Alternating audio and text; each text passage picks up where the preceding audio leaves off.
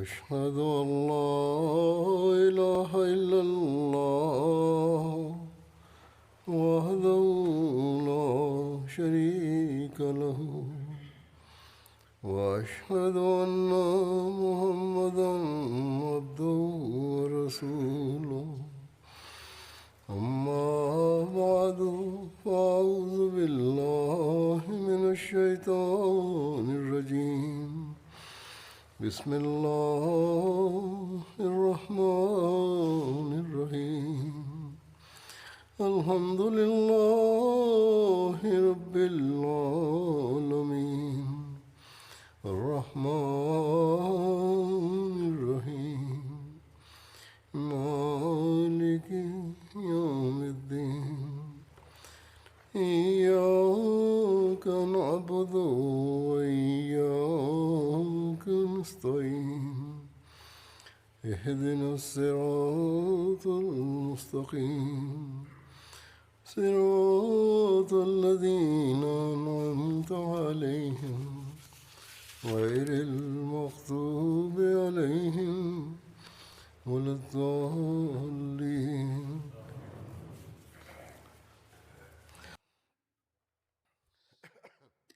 Hazrat Amirul Muminin Mwenyezi Mungu amsaidie sana anasema kwamba siku za nyuma nilikuwa na ziara ya baadhi ya matawi ya Marekani kama mnavyojua, kwa kupitia MTA na pia kwa kupitia vyombo vingine vya kijamaati vya media. Taarifa zimeendelea kuwafikieni ya kwamba ziara hii kwa fadhili na msaada wa Allah ilifana sana. Kwa vyovyote vile, pamoja na hayo, vyombo vingine vya kidunia vile vile vimeendelea kutangaza matangazo yake. Kwa namna zote tumeshuhudia fadhili za Allah zikituteremkia. Ziara hiyo imewaletea Waahmadia athari njema na pia imewaletea athari watu wasio Waahmadia. Kijana mmoja alimwambia rafiki yake kwamba katika ubongo wangu kulikuwa na mambo kuhusu jumuiya na kuhusu ukhalifa. Nilikuwa na hisia fulani au fikra fulani ambazo kwa sababu ya ziara hii zimekwisha, na zipo rai nyingi ambazo ni nzuri sana. Kisha kulikuwa na athari za watoto, kina mama na kina baba baada ya kukutana nami, hisia zao za ajabu ambazo zina orodha ndefu. Mtakuwa mmezisoma katika taarifa mbalimbali. Kisha katika mji wa Zion na katika Dallas vile vile na katika msikiti wa Baiturrahman Maryland, wakati wa swala kina mama, watoto na kina baba walikuwa wakihudhuria kwa wingi, na jinsi wakati wa ujio wangu na kwenda kwangu walivyokuwa wakionyesha hisia zao, ilikuwa ikionekana wazi kwamba kwenye mioyo yao mna mapenzi ya ukhalifa na uhusiano wake, na kuna ikhilasi na unyofu. Watu walio wasomi na matajiri na watu wenye shughuli mbalimbali za kidunia walikuwa wakija na kusubiri kwa masaa kadhaa kwa ajili ya swala ili waweze kupata nafasi msikitini. Sio maana kwamba watu wasio na shughuli wamekuja, na bila shaka mabadiliko haya yanadhihirisha na mielekeo yao inadhihirisha ya kwamba kwa fadhili ya Allah mapenzi ya dini na mapenzi ya jamaati yanapatikana mioyoni mwao, na ukhalifa, mapenzi kwa ukhalifa yanapatikana katika mioyo yao. watoto wenye umri wa miaka 11 12 walikuwa wakija na kusubiri kwenye foleni kwa masaa 5-6, kwani katika mpango wa kuwakagua na kupima covid muda ulikuwa unatumika, lakini hakuna aliyelalamika juu yake. Na katika mji wa Zuhain mgeni moja alipoona hali hiyo, yeye akasema kwamba mimi sijamwona mtu yeyote akilalamika juu ya hali hii, bali yeye alisema kwamba nimeona nizamu ilikuwa inakwenda vizuri na ukaguzi ulikuwa unafanywa bila shida yoyote, na hakuna mtu aliyelalamika juu ya kuchelewa kwake, bali wote walionyesha mifano ya utii kamili na ikhlasi na unyofu.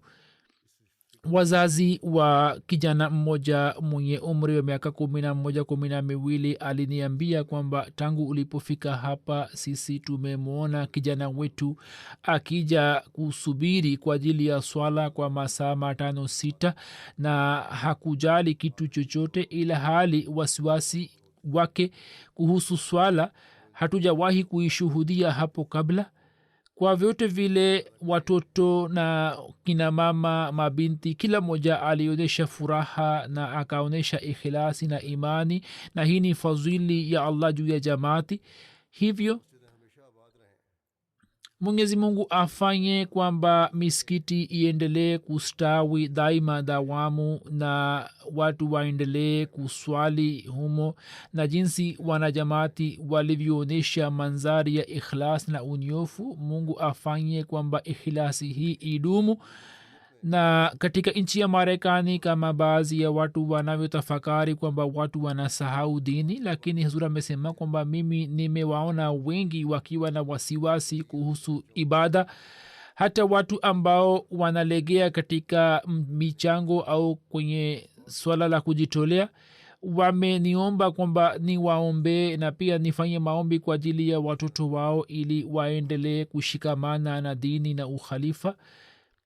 Hivyo Mwenyezi Mungu aendelee kuwajaalia wanajamaati wa Marekani kuzidi katika ikhlas na unyofu, na lajna imaila khudam na answar hata watoto pia wametoa wajibu mbalimbali katika muda huo wote. Kina mama na kina baba wamefanya maandalizi makubwa bila kuchoka, na kwa fadhili ya Allah kama nisemavyo, katika sehemu zote idadi ya waliohudhuria ilikuwa kubwa sana. Walikuwa maelfu waliohudhuria, na idadi yao katika Baitur Rahman ilikuwa zaidi kuliko mahudhurio yao ya jalsa, lakini walikuwa wamefanya maandalizi kwa nizamu na kwa uzuri wote. Mwenyezi Mungu afanye kwamba ikhlasi na unyofu wa wanajumuiya hawa wa Marekani iendelee kuzidi daima dawamu, na Mwenyezi Mungu afanye kwamba mabadiliko haya yasiwe ya muda tu, bali yawe yanadumu. Wakati huu nitaweka mbele yenu hisia na rai na maoni ya baadhi ya watu wasio wa Ahmadiyya. Mwenyezi Mungu amewaletea watu wasio wa Ahmadiyya athari iliyo njema, iliyo ajabu kabisa. Mwenyezi Mungu afungue vifua vyao na watu hawa waweze kutambua ukweli wa jamaati. Mimi naweka mbele yenu maoni yao. Msikiti uliojengwa katika mji wa Zuhain, msikiti wa Fateh Azim, kuhusiana na uzinduzi wake, hafla iliyofanywa huko. Katika hafla ile wageni wapatao 161 wasio wa Ahmadiyya walishiriki, wakiwemo watu wa Congress, kina mama wa Congress, mamea, madaktari, maprofesa, waalimu, mawakili, wahandisi na wajumbe wa idara za ulinzi na usalama na watu wenye taaluma mbalimbali. Meya wa mji wa Zuhain, Mheshimiwa Billy Mikini, akieleza hisia zake na maoni yake, alisema kwamba kwa ajili yangu kumkaribisha kiongozi mkuu wa jumuiya ya Waislamu wa Ahmadiyya katika uzinduzi wa msikiti wa Fateh Azim na kwenye mji wa Zuhain ni bahati. kubwa na bila shaka hiyo ni bahati yangu kubwa. Kisha alisema kwamba katika mji wetu wa Zwain kauli mbiu yetu ni historic past and dynamic future, na msikiti huo ni mfano wa hali ya juu wa kauli mbiu hiyo. Kisha anasema kwamba mimi nafanya maombi na natamani kwamba msikiti huu ufanye kazi ya daraja kati ya hali yetu iliyopita na mustakabali wetu, na kwa kujua kwamba msikiti huu umejaa na watu wenye imani, bila shaka msikiti huo unanipa matumaini kuhusu mustakabali mzuri wa Zwain. Na ninapoona ujumbe ulioletwa na jumuiya ya Waislamu wa Ahmadiyya mimi na furahi sana juu yake. Zura amesema hata watu wasio wa Ahmadiyya wameanza kuwa na matumaini juu yetu. Kisha anasema kwamba hii ni jamaat ambayo inamheshimu Mtume Muhammad sallallahu alaihi wasallam ambaye alikuwa amefunga mkataba na Wakristo. Kisha mbele anaandika ya kwamba huduma ambazo zimetolewa na jumuiya ya Waislamu wa Ahmadiyya za kuhudumia mji huo na jinsi walivyotoa huduma mbalimbali kwa ajili ya watu wa mji huo, mimi na washukuruni sana juu ya huduma zenu, na sisi tunamkabidhi imamu wa jumuiya ya Waislamu wa Ahmadiyya ufunguo wa mji huu. Kisha alinikabidhi ufunguo wake. Meya wa mji wa Zwain aliendelea kueleza zaidi akisema ya kwamba mimi naishi hapa tangu mwaka 1962 na hafla hii ni hafla ya kihistoria kwa ajili ya mji wa Zwain na kwa ajili ya jamaat. Kisha anasema na yeye aliniambia kwa hisia za ajabu kwamba leo umenifanya nikose maneno, na alisema kwamba uwepo wako na hisia zangu kuhusu uwepo wako ni za ajabu ambazo siwezi kuzieleza katika maneno. Mjumbe wa LNI General Assembly mheshimiwa Joyce Mason akieleza maoni yake alisema ya kwamba katika mji wa Zwain kushiriki kwangu katika uzinduzi wa msikiti wa Fateh Azim ni bahati kwangu, na mji wa Zwain una historia kwa ajili ya jumuiya ya Waislamu wa Ahmadiyya. Leo ni siku makhsus kwa ajili ya mji huo. Zwain ni mji ambao msingi wake ulikuwa umewekwa na Alexander Doi mwanzoni mwa karne iliyopita, ambaye alikuwa na nia ya kufanya kuwa mji wa dini moja tu ambao milango yake ilikuwa imefungwa kwa wote isipokuwa kwa waumini wake tu. Lakini leo mji wa Zwain ni mji wa watu wa dini mbalimbali, na msikiti huo ni alama ya ushindi wa waumini dhidi ya wale wenye ubaguzi, na mimi naipongeza jumuiya ya Waislamu wa Ahmadiyya juu ya ushindi huo wenye shani. Zura amesema kwamba hata watu wasio wa Ahmadiyya wamejua kuhusu ushindani huo uliotokea. Kisha anasema kwamba imam wa jumuiya ya Waislamu wa Ahmadiyya ni kiongozi ambaye amejitolea sana katika swala la kustawisha amani. Yeye ameweza kuongea na watu mbalimbali wa dunia na viongozi mbalimbali ili watoe mchango wa kusisitiza amani. Kisha anasema kwamba mji wa Zwain una bahati kwamba jumuiya ya Waislamu wa Ahmadiyya iliamua kujenga msikiti katika mji huo, na mimi natamani kwamba msikiti huo uwe myale wa matumaini kwa mji huo na kwa ajili ya maeneo yake yote. Mimi nikiipongeza jamaati juu yake natoa azimio moja. Kisha Daktari Katrina Lentes ambaye ni mwenyekiti wa Lentes Foundation za kutetea haki za binadamu na kusimamisha uadilifu, anasema kwamba mimi nahisi kila ninapokutana na Waahmadiyya naona ruhaniyati yangu inazidi. Kisha anasema kwamba niliposikiliza habari ya mubahala uliotokea katika mji wa Zwain nikashikwa na mshangao mkubwa, na katika zama zile ambapo kulikuwa hakuna simu za mkononi, makompyuta au vitu vingine vya kuwasiliana, hata wakati ule mubahala huo ulipata umaarufu mkubwa. kulikuwa na nadharia moja ya Dr. John Dewey ambayo msingi wake ulikuwa juu ya chuki na juu ya ubaguzi, na nadharia ya pili ilikuwa ni ya mwanzilishi wa jumuiya ya Waislamu wa Ahmadiyya iliyokuwa juu ya kuheshimiana na kuelewana, na ilikuwa ikitokana na zati ambaye alikuwa amemwachia Allah natija yake. Na kisha tunaojua kwamba nani alipata ushindi katika mubahala huo, na kwa yakini msikiti huu ambao unazinduliwa rasmi, ambao umepewa jina la Fateh Azim, ambalo maana yake ni kwamba ushindi wenye shani, ushindi ambao jumuiya na mwanzilishi wa jamaati aliupata. Kisha anasema kwamba katika wazo langu huo ulikuwa si ushindi wa jumuiya pekee, bali ulikuwa ushindi wa ubinadamu, kwani kwa kupitia ushindi huo, ushindi ulitokea wa mapenzi na maelewano ambao mfano wake tunauona katika jumuiya.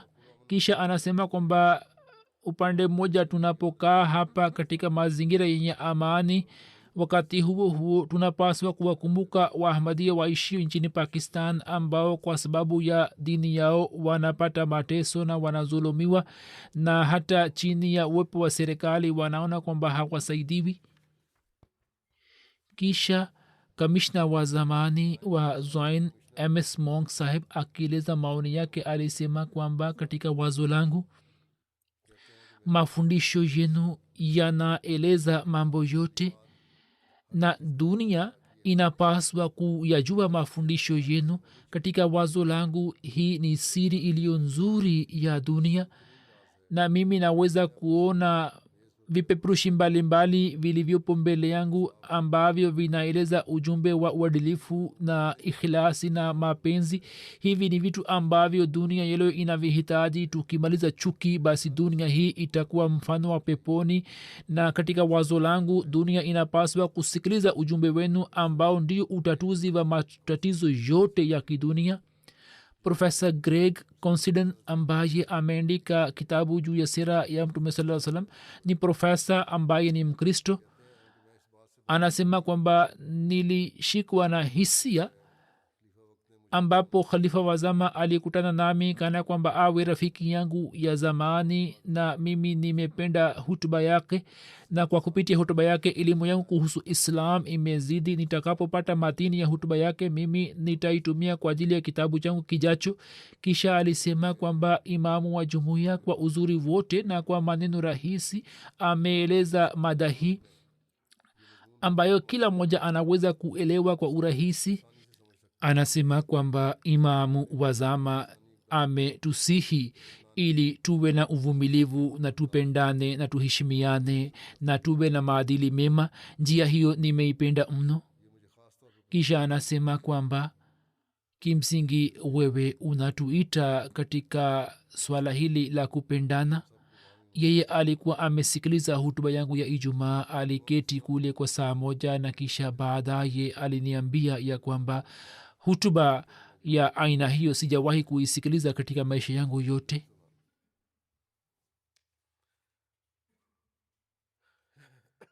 Mgeni mmoja aliyetokana na Illinois Melody Hall anasema kwamba mimi ni manager wa product development.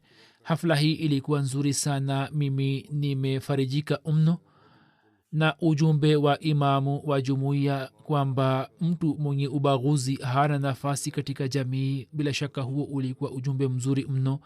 Kukuona wewe na kusikiliza maongezi yako ni hisia za ajabu. Mimi nimefurahia mno, na mimi nimependa jambo hili la imamu wa jamaat kwamba sisi hatuna silaha yoyote isipokuwa silaha ya maombi tu.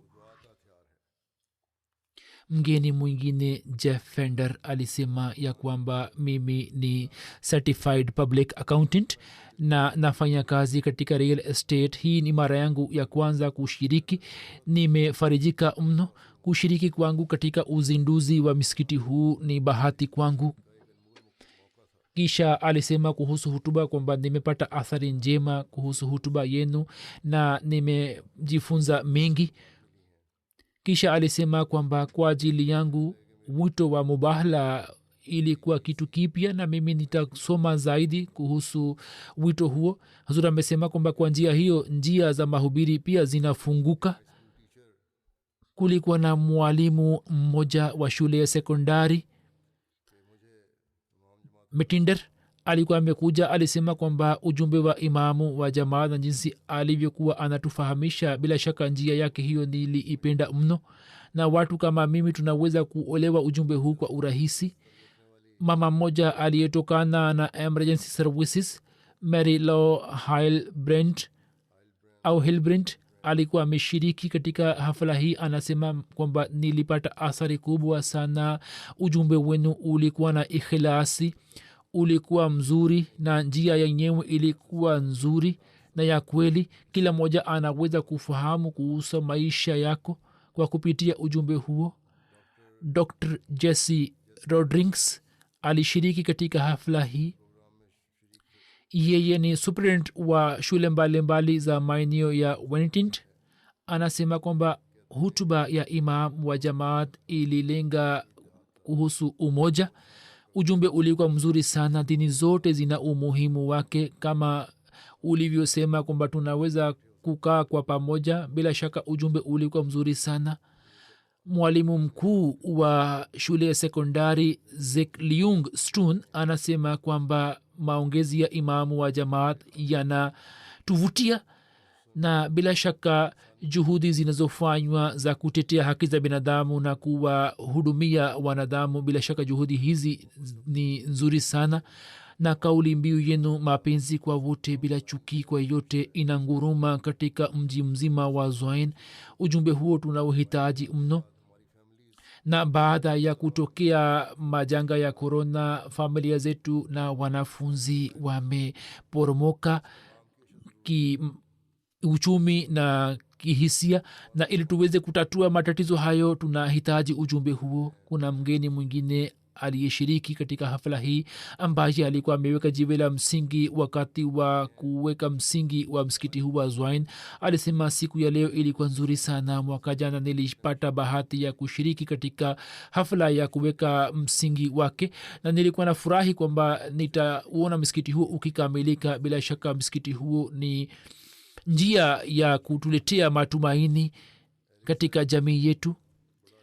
Chief wa polisi wa Zain Eric Saib anasema hafla hii ilikuwa nzuri sana, na ujumbe huu kwamba haijalishi kwamba nini ni kina nani, bali jambo la msingi ni kwamba nini mnafahamiana na mnapendana.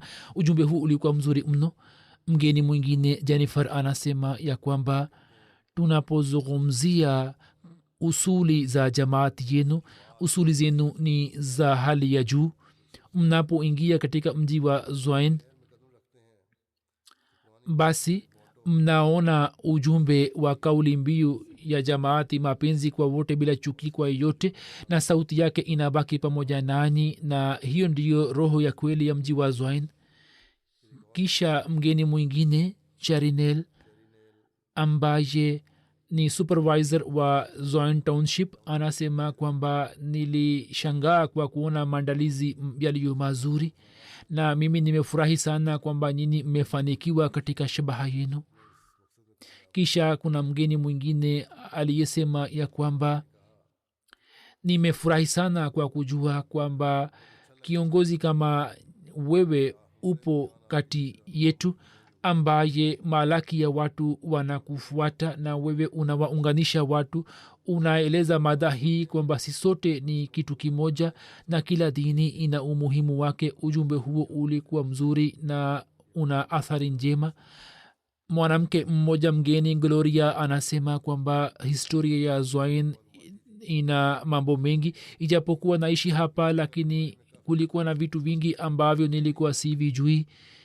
Kisha mgeni mmoja alisema kwamba nimefurahia mno hafla ya leo na ujumbe huu umeniletea athari njema. Mimi kauli mbiu yenu mapenzi kwa wote bila chuki kwa yote nilikuwa naifahamu, lakini kwa kuwaona nyinyi nimezidi katika yakini. Vitu vingi vimeniletea athari njema. Kisha alisema kwamba kauli hiyo ya imamu wa jumuiya kwamba Kurani tukufu ndio kitabu ambacho kinalinda dini zote. Jambo hili ni jipya kwangu ambalo nilikuwa si lijui hapo kabla. Kisha profesa moja wa India, Shabana Shankar Sahiba, alikutana nami. Ni profesa katika State University wa New York na pia amefanya utafiti kutoka Abdussalam Research Center Italia. Kwa muda fulani ameishi nchini Ghana. Yeye aliniambia kwamba ulikuwa katika nchi ya Ghana lakini shughuli zako bado ziko hai. Profesa huyu aliniambia kwamba ameweza kuongea na maprofesa wengi katika bara la Afrika ambao wamesoma kutoka shule ya Ahmadiyya. Shule hii ni shule nzuri kwa ajili ya wasichana. Mama huyo anataka kuandika kuhusu wa Ahmadiyya wa Afrika Magharibi. Profesa huyo alisema kwamba anahitaji msaada wa jamaati ili aweze kupata mambo mbalimbali ya kitafsiri. Zura amesema kwamba atakapohitaji msaada sisi tutamsaidia inshallah. Bali kama anataka kuingiza nchi zingine katika kitabu chake basi ni jambo jema. Kisha katika Dallas msikiti wa Baitul Ikram ulizinduliwa rasmi. Katika hafla hii watu wasio wa Ahmadiyya na wageni 140 walishiriki, wakiwemo wanasiasa, madaktari, maprofesa, walimu, mawakili, wahandisi na wajumbe wa idara za ulinzi na watu wa taaluma zingine. Mjumbe wa Allen City Council Karl Pelemenchik ambaye alikuwa amenikabidhi ufunguo wa mji, akieleza maoni yake alisema kwamba kushiriki kwangu katika uzinduzi huo wa Baitul Ikram wa kihistoria ni bahati kwangu. Mimi kwa niaba ya meya na kwa niaba ya City Council ya mji wa Allen naipongeza jamaat juu ya ushindi huo. Meya alikuja kukutana nami siku mbili kabla. Alikuwa amekuja na kukutana nami na alikuwa ameomba ruksa akisema kwamba mimi naenda nje ya nchi, hivyo sitaweza kuhudhuria katika hafla yenu, lakini nitatuma mwakilishi wangu. Meya huyo alikuwa mtu mzuri. Kisha mwakilishi huyo wa meya anasema kwamba sisi tunapongeza huduma za Jamaat Ahmadiyya zikiwemo kugawa chakula kwa watu maskini na kukusanya nguo kwa watu wenye haja na kuwasaidia watu mbalimbali katika mambo mbalimbali. Kisha anasema kwamba mji wetu wa Allen una bahati njema kwamba jumuiya yenye amani iliamua kuja hapa na kujenga msikiti ulio mzuri katika mji wetu. Mimi natamani kwamba msikiti huu kwa ajili ya mji wetu na pia kwa ajili ya maeneo yote uwe alama ya matumaini. Allen ni mji ambao unapakana na mji wa Dallas, bali umekuwa sehemu yake. Kisha kwa niaba ya meya na kwa niaba ya council alinikabidhi ufunguo wa mji. Professor Dr. Robert Hunt ambaye ni mkurugenzi katika Southern Methodist University Perkins School wa Theology alishiriki katika hafla yetu. Anasema kwamba mimi naishukuru jumuiya ya Ahmadiyya kwamba nini mmenialika mimi na marafiki zangu kutoka Methodist University kushiriki katika hafla yenu. Bila shaka jambo hili ni jambo kubwa kwa ajili yetu. Kisha anasema ya kwamba imamu wa jumuiya ya Waislamu wa Ahmadiyya amejitolea wakfu ili kuendeleza mbele sifa mbili kubwa. Moja ni uhuru wa kidini na nyingine ni kufahamiana na kuelewana kidini, na sifa hizi zote mbili ni kitu kimoja, kwani tusipokuwa na maelewano na kufahamiana au upendo basi mtafaruk unazalika.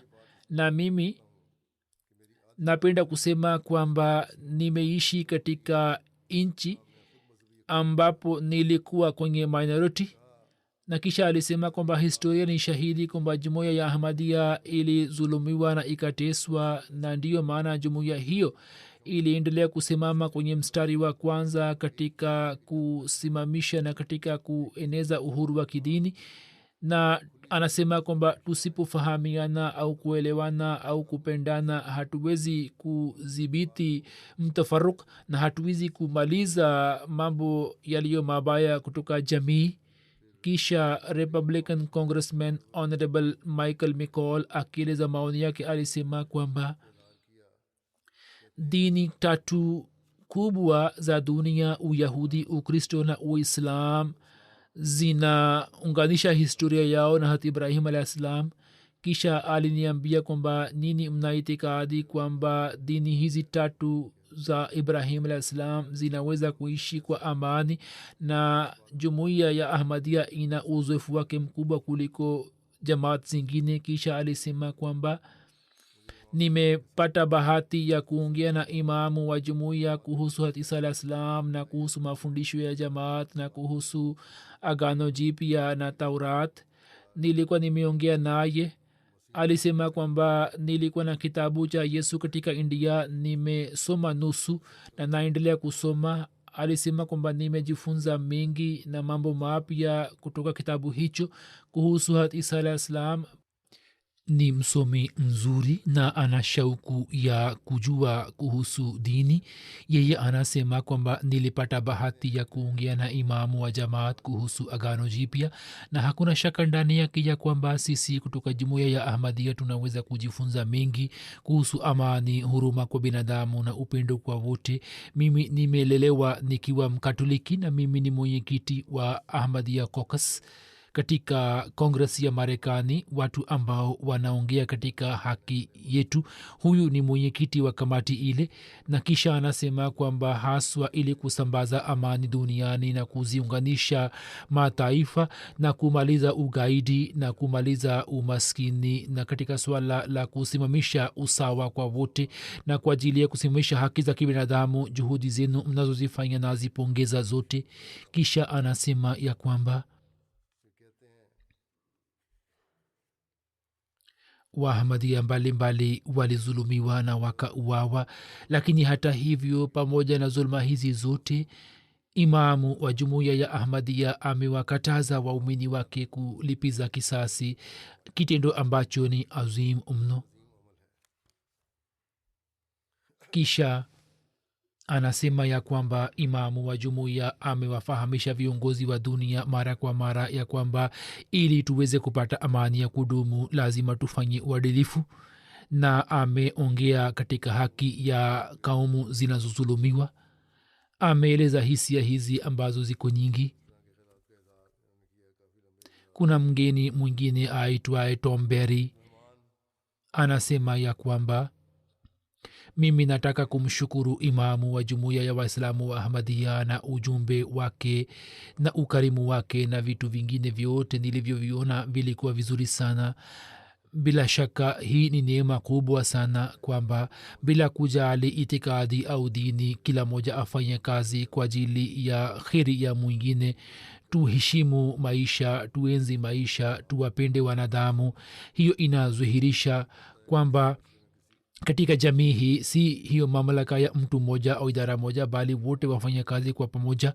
na huo ndio uliokuwa ujumbe wa khalifa, na huo ni ujumbe ambao lazima turudie kila siku na tusambaze ujumbe huo na tuwafahamishe watoto wetu, kwani tutakapoondoka kutoka dunia hii wao waendeleze ujumbe huo. mimi na washukuru ni nyote. kisha alikuwa mgeni mwingine muislamu Sultan Chaudhry saheb anasema ya kwamba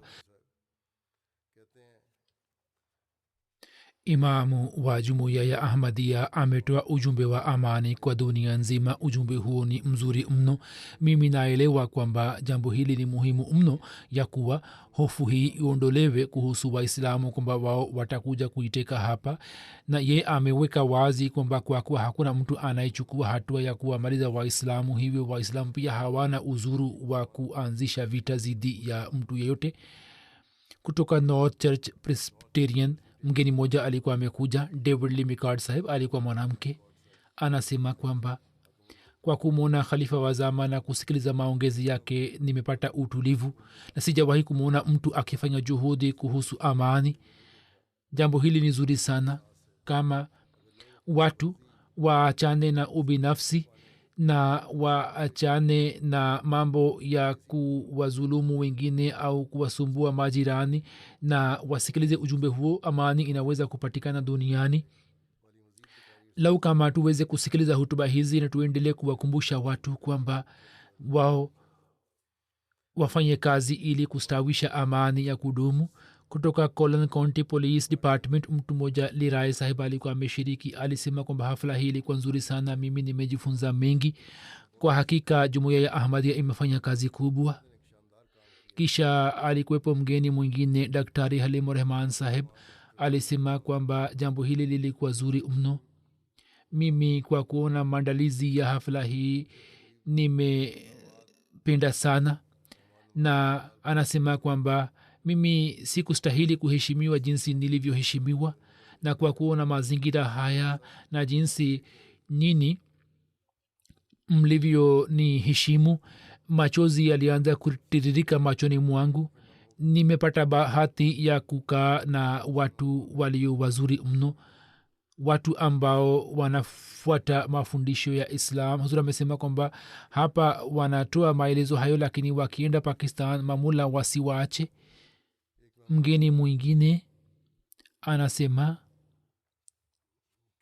Abik Karkindal anasema kwamba nimeona jumuiya ya kidini ambayo njia yake ya kufanya ibada ni tofauti na njia yetu, lakini sisi tunafahamiana. Jambo hili lilikuwa zuri mno, na jambo hili lilikuwa la kujivunia kwangu kwamba mimi nimeweza kukutana na imam wa jumuiya ambaye ni kiongozi wa dini, na nimemwona akizungumza kuhusu mambo ambayo jamii na watu wanapaswa kuwa nayo. Baada ya kufika hapa nimehisi kwamba Mwenyezi Mungu yupo, na pale ambapo mnaanza kujihisi kwamba Mwenyezi Mungu yupo, basi mnapata amani na utulivu. Na leo wote wamepata utulivu huo katika hafla hii, na hiki ni kitu ambacho jamii zote zinakihitaji. Kisha kuna mgeni mwingine aitwaye Victoria Sahiba anasema kwamba jambo ambalo nimelipenda zaidi lilikuwa hutuba ya imamu wa jumuiya. Sisi tumeungana kwa pamoja ijapokuwa tunatofautiana kidini au kinadharia, na katika wazo langu hiki ni kitu kinachokosekana katika maongezi ya kidini. Lakini kwa kumwona mtu akizungumza habari hizi nimefurahi sana kwamba ijapokuwa tunahitilafiana kidini, lakini wanadamu wote wameungana kwa pamoja, na kivipi tunaweza kuishi kwa pamoja kwa amani. Kisha mgeni mwingine mwanamke Mary McDonald anasema kwamba yeye ni jirani yetu katika karibu na msikiti wetu wa Dallas. Ana ardhi kubwa, alikuwa ametupatia sehemu ya kuegesha magari. Anasema kwamba sijawahi kufurahia kuhusu ardhi yangu jinsi nilivyofurahi kwa kutoa ardhi hii kwa ajili ya maegesho ya hafla hii. Mama huyo alikuwa mzuri, mwenye hulka za juu, alitupatia ardhi ile kwa ajili ya maegesho.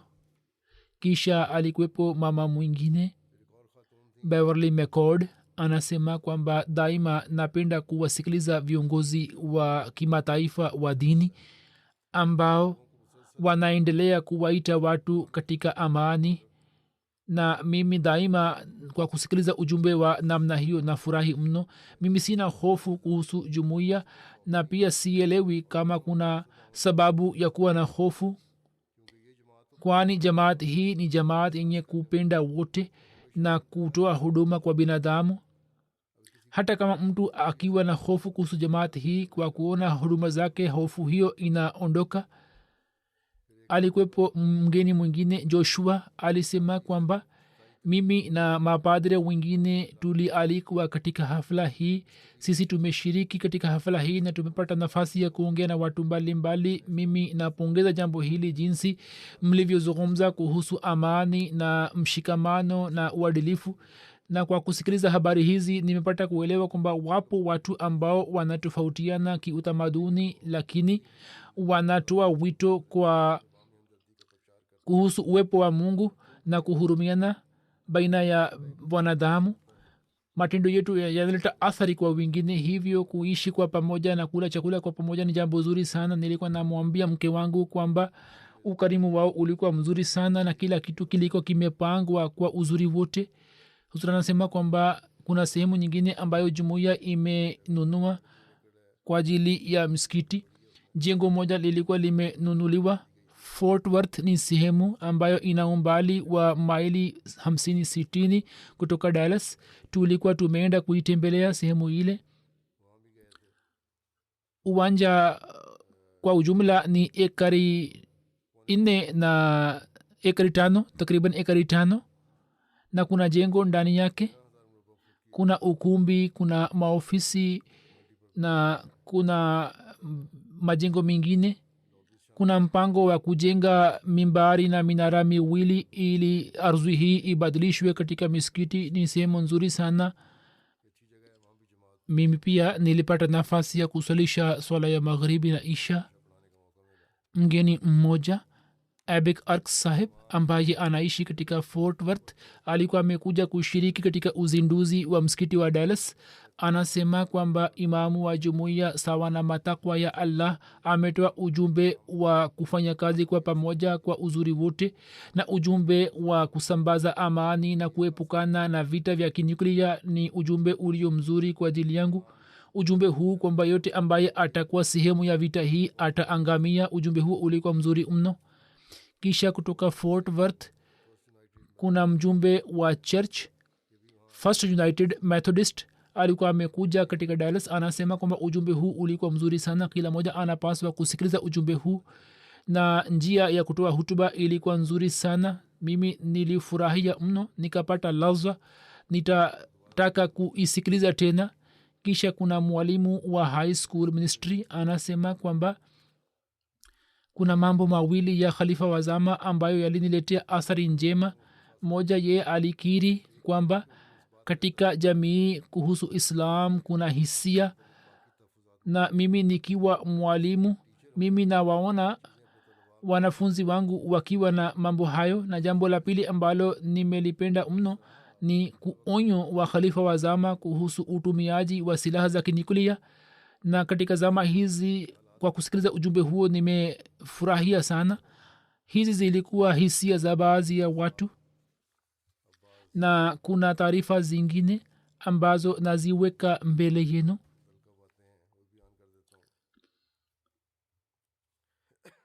katika msikiti wa Zoin, kama mtavyokuwa mmeangalia kwa kupitia MTA, maonyesho yalikuwa yamewekwa kuhusu wito wa mubahala na magazeti ambayo yalikuwa yamechapisha habari zake. hatmasihe maud alah salam katika majmua ishtiharat jaladala 3 ameandika majina ya magazeti 32 na ameandika kwamba haya ni magazeti ambayo yametufikia, lakini hiyo inaonekana kwamba kutakuwa na mamea ya magazeti ambayo yatakuwa yamechapisha habari hizi. na jumuiya ya Marekani ilipofanya tahakiki na ikatafuta magazeti mengine, basi pamoja na magazeti haya 32 ambayo Masihi Maud ameyataja, jumuiya ya Marekani imepata magazeti 128 ambamo habari hizi kuhusu doi zimechapishwa. yani kwa jumla magazeti 160 yalikuwa yamechapisha taarifa kuhusu wito huo, na magazeti haya yalikuwa yamewekwa katika maonyesho. watu walikuja kuangalia na kusoma taarifa hizi. kisha kuhusu uzinduzi wa msikiti wa Zoin, dunia ilitoa habari zake. American News Agency Associated Press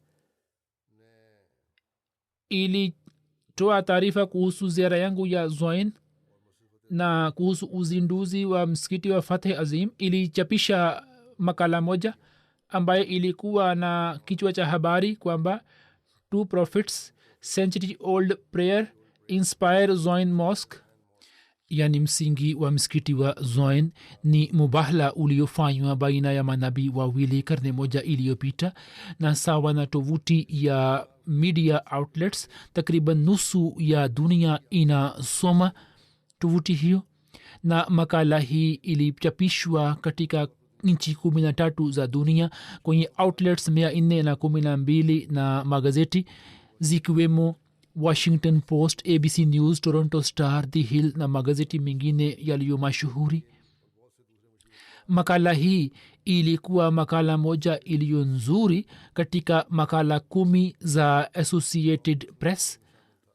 yani makala hii ilipata nafasi kubwa, ikaingizwa katika makala 10 muhimu, na mada yenyewe ya makala hii ilikuwa ni kama ifuatayo, ya kwamba katika Zoin miaka 115 iliyopita muujiza mtakatifu ulikuwa umetokea, na Waahmadia malaki wa dunia wana yakini juu yake, na Waahmadia wanatoa umuhimu maksus wa kidini kwa mji huo, na uhusiano wa jumuiya ya Ahmadia na mji huo ulikuwa umeanza karne moja iliyopita na mubahla na bishara moja, na msingi wa mji wa Zoin uliwekwa mwaka 1900 na masihi mmoja aitwaye John Alexander Doi, ambaye alikuwa mwanjilisti na alikuwa mbashiri wa Pentecostal.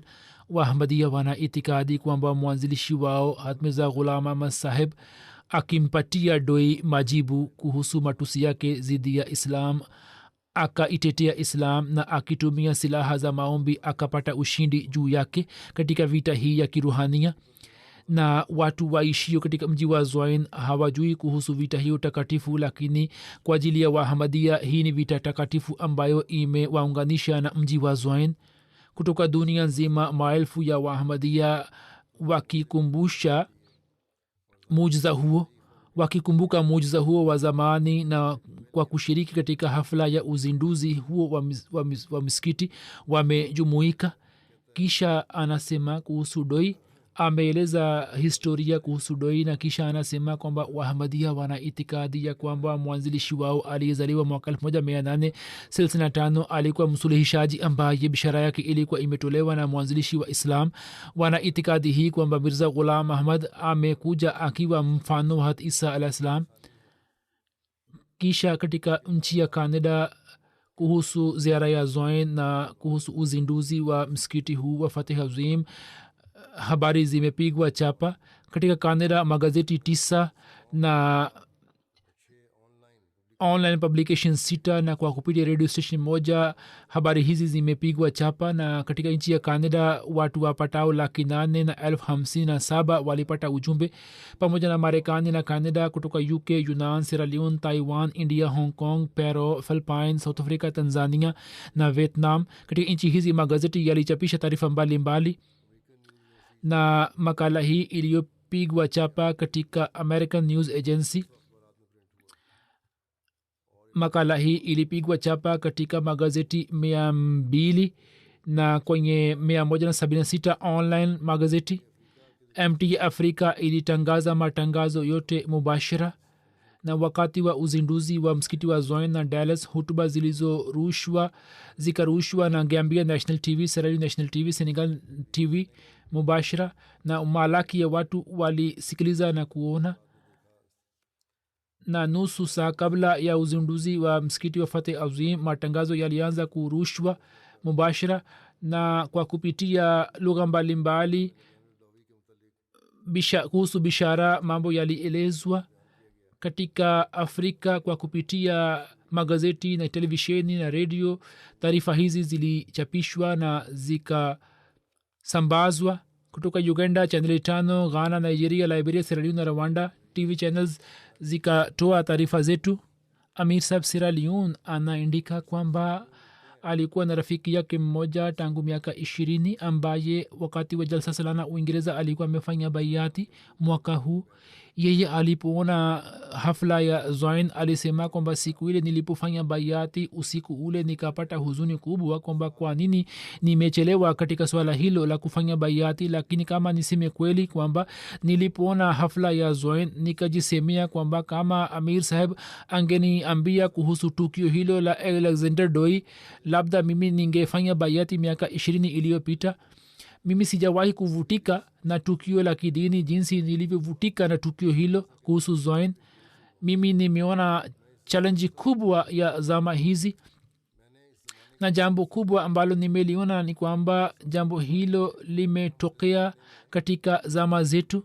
hat imam mahdi alah salam alikuwa ametoa bishara kuhusu mustakbali kana kwamba alikwepo kule ambapo mungu anatoa hukumu zake. kisha anasema kwamba tunapofanya mahubiri lazima tuwaambie kuhusu bishara hii ya zain, kwani hili ni dalili na hoja iliyo madhubuti. siku ile nilipofanya baiati usiku ile nikahisi kwamba labda nimefanya vizuri, lakini baada ya kuangalia bishara hii ya zain nimetulia kabisa na nimepata yakini kwamba juhudi yangu ya kutafuta haki kwa miaka 20 haijapotea na mimi nimeamua vizuri. pamoja na hayo shughuli zingine zilifanywa huko katika msikiti wa maryland. nilikutana na wabalozi wa ghana na sierra leone na niliweza kuongea nao kuhusu hali za nchi yao, nikaongea nao kuhusu mambo mbalimbali. kisha nikaweza kukutana na wanajamaat wapya takriban 45 walikuwa wamekuja huko. nilikuwa nimewaambia kwamba watafute waahmadia wa marekani wa zamani. waliweza kuwatafuta wachache ambao nilikutana nao,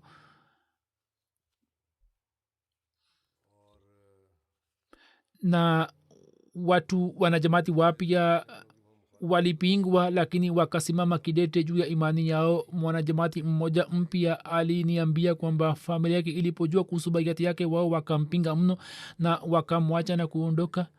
kisha kutoka bangladesh kuna mwanajamati mmoja, yeye alisema kwamba mbashiri alinifahamisha mambo yote kwa utulivu na hapo nimeelewa, na kisha akawaambia wanajamati wapya kwa jaziba kwamba mimi nimeelewa islam na ahmadiyat, na mimi nawaambieni kwamba hiyo ndiyo islam kweli, hivyo kamwe msiiache. kuna mwanajumuiya mpya marekani christopher ambaye ametoka ukristo na akafanya baiati. alikuwa ameniomba kwamba nichukue baiati yake, nikafanya hivyo na watu walipata athari njema kuhusu baiati hii. waahmadia wa zamani na wengine walikuwa wamekuja huko kutoka nchi zingine na kutoka pakistan walipata bahati ya kufanya baiati.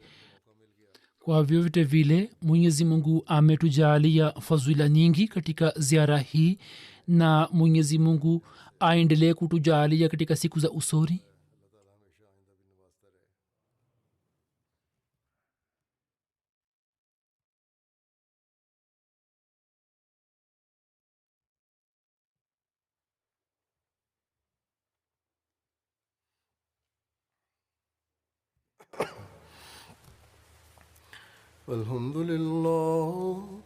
الحمد لله نحمده ونستعينه ونستغفره ونؤمن به ونتوكل عليه ونعوذ بالله من شرور أنفسنا ومن سيئات أعمالنا.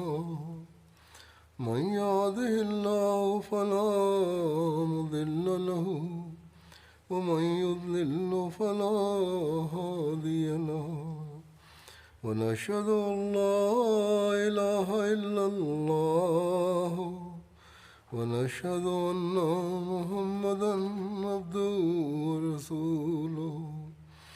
عباد الله رحمكم الله، إن الله يأمر بالعدل والإحسان وإيتاء ذي القربى وينهى عن الفحشاء والمنكر والبغي يعظكم لعلكم تذكرون اذكروا الله يذكركم وادعوه يستجب لكم ولذكر الله أكبر